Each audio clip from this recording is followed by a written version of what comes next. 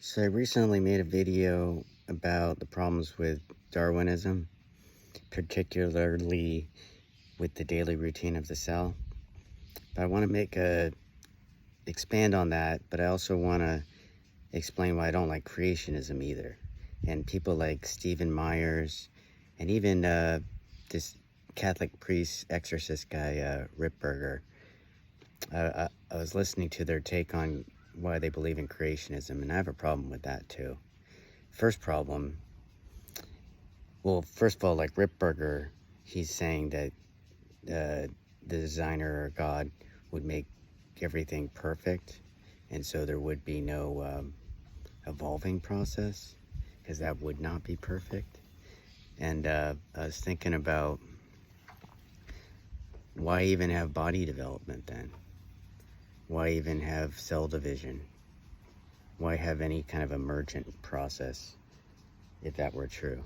Why would an emerging process only be true for large-scale evolution and not for body development itself, or like cell processes? Why don't proteins just exist? Why do they have to be coded? Why can't they just pop into existence?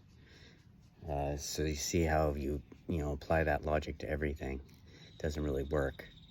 Also, it doesn't solve the real problem. Is like, how are we getting more information out of less information, right? Like when you're dealing with the instruction problem and the navigation problem for molecules in the cell, when they're trying to, just even taking folded proteins and you're trying to get them to build larger structures, like the rotary motor for the flagellum of a paramecium.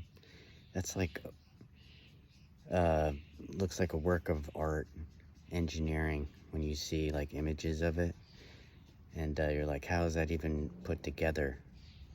Remember we had the discussion about the Lego Millennium Falcon?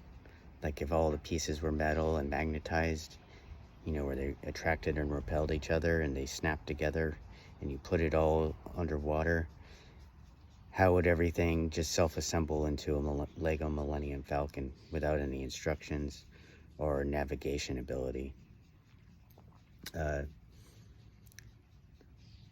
Yeah, so I have a problem with both. I mean, they're even forgetting, like, is it utility that's driving things, or is it God's decision and then he's deciding to make it useful? That's another thing. It's like, why even have that notion of a God when you can just use the word utility, a direction towards utility? But in order to have this direction towards utility, like I was saying before, the electric law, opposite charges always attract and like charges always repel, that's going to have to be bent.